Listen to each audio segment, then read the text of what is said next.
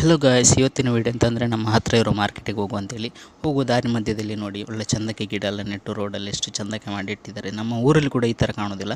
So ಇದೇ ನಮ್ಮ ಹತ್ತಿರ ಇರೋ ಮಾರ್ಕೆಟ್. ಇಲ್ಲಿ ಯಾಕೆ ಬಂದೆ ಅಂತೇಳಿ ನನಗೆ ಸ್ವಲ್ಪ ಫ್ರೂಟ್ಸ್ ಬೇಕಿತ್ತು, ಹಾಗೆ ಫ್ರೂಟ್ಸು ತೆಗಿಯುವಂತೇಳಿ ಬಂದೆ.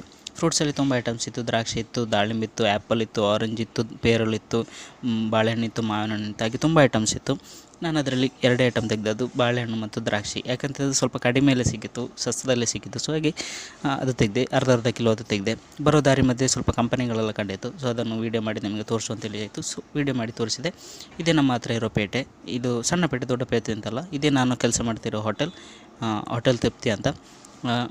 ಇದರಲ್ಲಿ ಒಂದು ನಾಯಿ ಇತ್ತು. ಸೊ ಅದರಲ್ಲಿ ಆಟಾಡಿ ಸ್ವಲ್ಪ ಬಾಯಾರಿಕೆ ಆಯಿತು, ಹಸಿವಾಯಿತು. ಸೊ ಹಾಗೆ ಐಸ್ ಕ್ರೀಮ್ ತಿನ್ನೋ ಆಯಿತು. ಐಸ್ ಕ್ರೀಮಲ್ಲಿ ಆಂಪಾನ್ ಅಂತೇಳಿ ಒಂದು ಮಾವಿನ ಹಣ್ಣಿನ ಟೇಸ್ಟಿಯಾಗಿರುವ ಒಂದು ಐಸ್ ಕ್ರೀಮ್ ತಿಂದೆ. ಸೊ ರಿಟರ್ನ್ ಬಂದೆ, ಮಲಗಿದೆ, ನಿದ್ದೆ ಮಾಡಿದೆ. ಓಕೆ ಗೈಸ್, ಇವತ್ತಿನ ವಿಡಿಯೋ ಇಷ್ಟೇ ಇರೋದು. Bye guys.